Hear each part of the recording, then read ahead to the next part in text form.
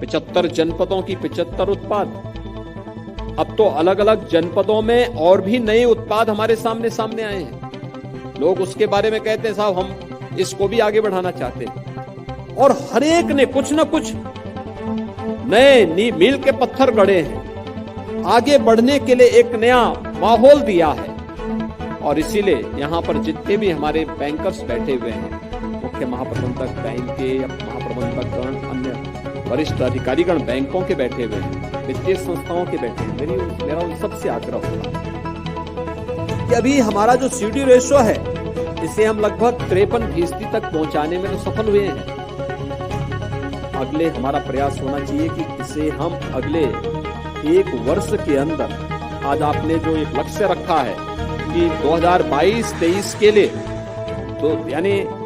2.35 लाख करोड़ रुपए के वार्षिक ऋण योजना का शुभारंभ भी आज आपने यहां पर किया, और 2.35 लाख करोड़ रुपया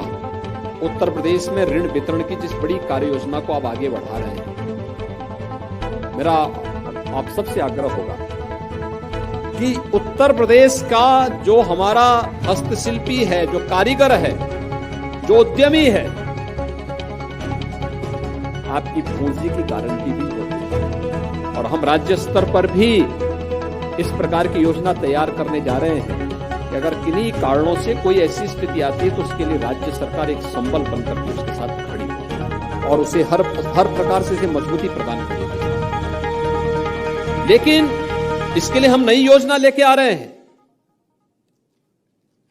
बहुत सारी योजनाओं को लेके आ रहे हैं। एक परिवार कार्ड हम जारी करने जा रहे हैं। जिन परिवारों ने अब तक कोई सरकारी नौकरी नहीं प्राप्त की, जिन लोगों ने कहीं भी कोई नौकरी और रोजगार जिन परिवारों ने नहीं प्राप्त किया, बहुत शीघ्र उसकी मैपिंग की कार्रवाई राज्य सरकार के स्तर पर प्रारंभ होने जा रही है। और हमारा प्रयास होगा कि कम से कम हर परिवार के एक सदस्य को नौकरी, रोजगार या स्वतः रोजगार के साथ जोड़ने के एक बड़े कार्यक्रम के साथ सरकार आगे बढ़ने जा रही है, और उसमें बैंकर्स की भी एक बड़ी भूमिका होने जा रही है। हमारे उद्यमियों का, कारीगरों का, हस्तशिल्पियों का, परंपरागत जो उत्पाद हैं, इन सभी की एक बड़ी भूमिका होगी। और इस दिशा में आप सबका आह्वान करूंगा कि हम अगले 1 वर्ष के दौरान प्रयास करें कि यूपी के CD रेशो को हम लोग 53 से बढ़ा करके 55 तक पहुंचाने में योगदान दे सकें, और अगले 5 साल का एक लक्ष्य तय हो कि हम इसको 60% तक पहुंचाने में भी हम इसको आगे बढ़ा सकें। यानी यह कर्म दर कर्म आगे बढ़ता हुआ दिखाई देगा तो लोगों के मन में एक विश्वास बैंकों और वित्तीय संस्थाओं के प्रति भी बढ़ेगा।